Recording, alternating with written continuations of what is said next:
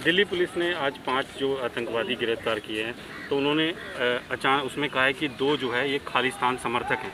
अचानक से खालिस्तान समर्थन कहाँ से आने लग गया है? देखो ये तो उनकी मर्जी है, चाहे खालिस्तान समर्थक कह दें, चाहे बाद में वो देशद्रोही बोल दें, ठीक है ना, चाहे जो मर्जी बोलें, हमें उसके साथ कुछ भी नहीं है जी। हमें तो पहले अपना हक चाहिए और सरकारों को बनाने वाले हम हैं। मैं आज मोदी को बोल दूँगा खालिस्तानी है, मैं और किसी को बोल दूँगा, किसी लीडर को बोल दूँगा ये खालिस्तानी है, ऐसा वो अच्छा नहीं लगता। मुझसे नाम ना खिलाओ भाई कौन खालिस्तानी है कौन नहीं है। ये तो एक रवैये की बात होती है, ठीक है। वो चाह रहे हैं कि किसी तरीके से इनका शांतमय जो रोष प्रदर्शन है वो आप शत्रु को भड़क जाए, जो लोगों की जो सहानुभूति आप लोगों के साथ है वो कहीं ना कहीं ख़त्म हो जाए। और हम ऐसा होने नहीं देंगे। हम जितना टाइम भी बैठेंगे अपना प्यार से बैठेंगे और अपनी कंडीशंस मनाकर और फिर जाएंगे। उतना टाइम हम अपने घरों से नहीं जाएंगे। हम तो 6-6 महीने का राशन तो लेकर आए हैं।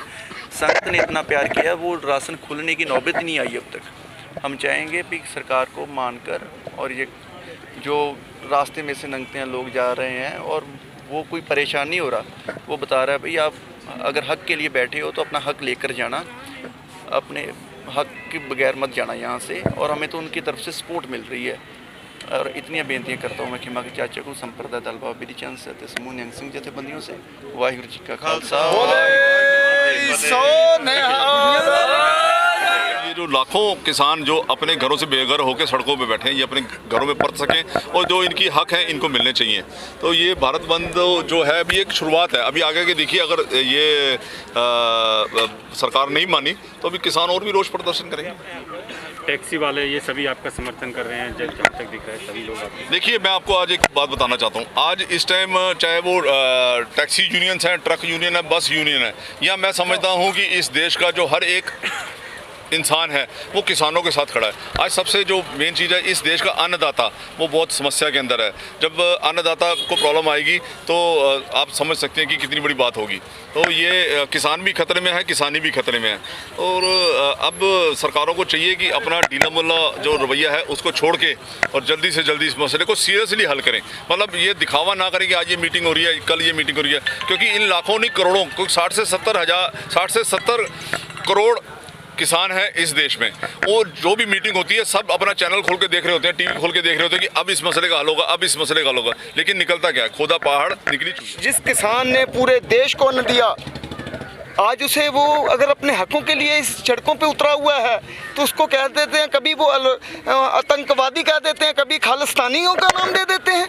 मैं तो ये कहना चाहता हूँ आपके चैनलों के माध्यम से, कपिल मिश्रा जी अपनी सूझबूझ को थोड़ा सा ज्ञान दीजिए। ये जो आप अन्न खाते हो और खाकर ये स्टेटमेंट देते हो, वो किसान ने पैदा किया है, किसी और ने पैदा नहीं किया है। किसान के बारे में कभी देश के जिसने इस देश को खड़ा किया है उसके बारे में कभी भी आप गलत नहीं बोलना। मैं आपके चैनलों के माध्यम से सीधा कहना चाहता हूँ सरकार को कि ये किसान जो अन्नदाता ठंड में ये सड़कों पे खुले आसमान के नीचे बैठा हुआ है, इसके लिए आप सोचिए और इस बिल को रद्द कीजिए। अगर सरकार बोलती है कि ये बिल अच्छा है तो क्यों नहीं राइटिंग के अंदर देती? सरकार ने आज तक कोई चीज़ राइटिंग में दी नहीं। राइटिंग में दे, कोई क्लैरिटी तो आए, किसान पढ़े, किसान को पढ़ के सुकून मिले कि ये ऑर्डिनेंस आया, इसके अंदर ये चीज़ क्लियर है। तो सरकार राइटिंग में नहीं देती। और जो मेन जो पॉइंट्स हैं जिनके ऊपर डिस्प्यूट है उस पर तो सरकार राइटिंग में दे ही नहीं रही। सिर्फ आश्वासन मिल रहे हैं। आश्वासन से भाई साहब ये काम नहीं चलते। सरकार आपको किसान भी नहीं मानती है तो विपक्ष वाले मानती है कि जो देखो वो सरकार तो कहेगी ना। अभी तो थोड़ी देर पहले तो सरकार तो जो है हमारे को आतंकवादी बोल रही है, खालिस्तानी बोल रही है। कहाँ से हम खालिस्तानी लगते हैं?